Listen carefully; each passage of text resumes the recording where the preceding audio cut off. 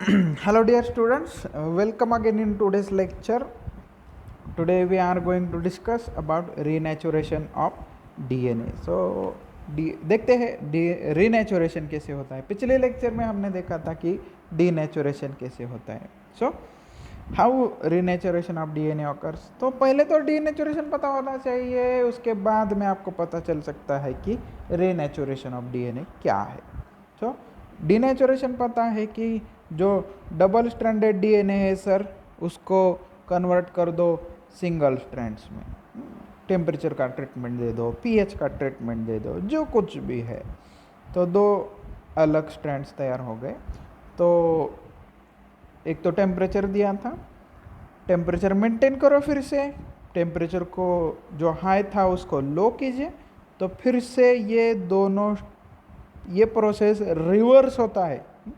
तो डीएनए के जो मॉलिक्यूल है वो फिर से बनने तैयार हो जाते हैं डबल स्ट्रैंडेड. तो इसको रीनेचुरेशन कहते हैं. सिंपल है. देखिए क्या कह रहे हैं. When preparation of double stranded DNA are denatured, तो पहले तो डीनेचुरेशन किया एंड अलाउड टू रीनेचर, उसको रीनेचुरेशन के लिए अलाउ किया. The rate of renaturation can give valuable information. तो मैंने बता दिया है कि पहले ही रीनेचुरेशन क्या होता है, तो उल्टा प्रोसेस होता है, उसी को रीनेचुरेशन कहते हैं. सो ऐसा जब हो जाएगा रीनेचुरेशन क्या बताता है, आप क्या बताता है, तो जो रेट ऑफ रीनेचुरेशन, कितना रीनेचुरेशन हो रहा है, रेट, स्पीड.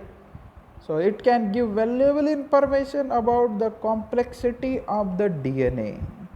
आपका DNA जो आपने सैंपल में लिया हुआ है वो कितना कॉम्प्लेक्स है, इसके कॉम्प्लेक्सिटी के बारे में बताता है.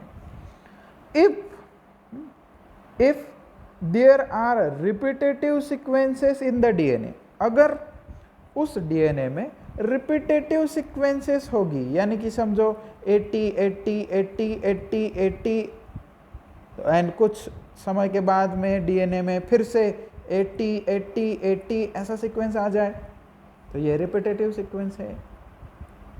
ऐसे बहुत सारे रिपीट्स होंगी उसमें. So if such repetitive sequence is found in DNA, it shows less complexity. तो ये लेस कॉम्प्लेक्स डीएनए है. अगर रिपीटेटिव सीक्वेंसेस डीएनए के अंदर ज़्यादा आते हैं तो वो डीएनए लेस कॉम्प्लेक्स है. ये बात फिक्स कर लीजिए. तो अगर रिपीटेटिव सीक्वेंसेस कम आते हैं, यानी कि स्पेसिफिक सीक्वेंसेस ज़्यादा आते हैं, तो वो मोर कॉम्प्लेक्स है डीएनए. फिर से एक बार बात कह रहा हूँ मैं, ध्यान लगा के सुनो. So if there are repetitive sequences in DNA, it shows less complexity.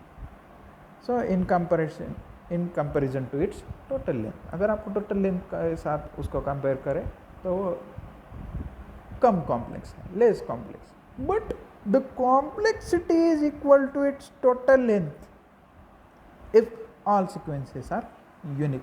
अगर यूनिक सीक्वेंसेस होगी सारे की सारी डीएनए में, कोई भी रिपीटेटिव सीक्वेंस नहीं होगा, तो ये मोर कॉम्प्लेक्स हुआ तो कॉम्प्लेक्सिटी बढ़ जाती है. तो ये बात रीनेचुरेशन के अंदर आती है. The 1 kb DNA, so 1 kilo base pair का डीएनए होगा, 1 किलो बेस पेयर का डीएनए है. So 1 kb DNA fragments are denatured by heating above its melting temperature. 1 kb का DNA लिया आप लोगों ने, उसका हीट किया above the melting temperature, तो वो denature हो जाएंगे. And then renatured, उसको अलाउ किया आपने renaturation के लिए at low temperature, that is 10 degree Celsius below the melting temperature. तो 10 डिग्री तो मेल्टिंग टेम्परेचर से नीचे है, तो रीनेचुरेशन हो जाएगा वहाँ. And monitored either by decrease in absorbance at 260 nm. तो हम लोगों को पता है कि जब डीएनए हम डीनेचर करते हैं तो एब्सॉर्बेंस बढ़ता है, तो हम अब रीनेचर कर रहे हैं तो एब्सॉर्बेंस क्या होगा, कम होगा, एब्सॉर्बेंस कम होगा, सिंपली। सो इसको कहते हैं हाइपोक्रोमिक शिफ्ट। कल या फिर पिछले लेक्चर में हम हाइपरक्रोमिक शिफ्ट कह रहे थे, क्योंकि डीनेचुरेशन होता था और डीएनए सिंगल स्ट्रैंडेड होता था, इसकी वजह से एब्सॉर्बेंस बढ़ता था 260 नैनोमीटर के पास में। अब एब्सॉर्बेंस कम हो रहा है क्योंकि डीएनए रीनेचर हो रहा है, इसी को कहते हैं हाइपोक्रोमिक शिफ्ट और हाइपोक्रोमिक इफेक्ट। तो एक तो ऐसे आप लोग रीनेचुरेशन का रेट देख सकते हो, और बाय पासिंग सैंपल्स, और आप लोग डीएनए का सैंपल उस कॉलम से पास कर सकते हो। उस कॉलम में होता है एक केमिकल जिसका नाम है हाइड्रोक्सिल एपेटाइट। हाइड्रोक्सिल एपेटाइट के कॉलम्स होते हैं, उसमें से डीएनए को पास करो, which retains only double stranded DNA. तो वो हाइड्रोक्सिल एपेटाइट नाम का जो मॉलिक्यूल्स है या फिर कंपाउंड है, वो डबल स्ट्रैंडेड डीएनए को चिपका के रखता है, छोड़ता नहीं है।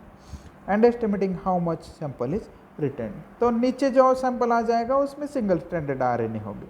तो आप लोग वेरीफाई कर सकते हो कि कितना सिंगल स्ट्रैंडेड आरएनए या फिर डीनेचर्ड आरएनए है और कितना रीनेचुरेशन हो चुका है, simply. So this was all about renaturation of DNA. चलो ठीक है, आगे के लेक्चर में हम अगला टॉपिक पढ़ेंगे। अभी के लिए very much, thank you very much, thank you.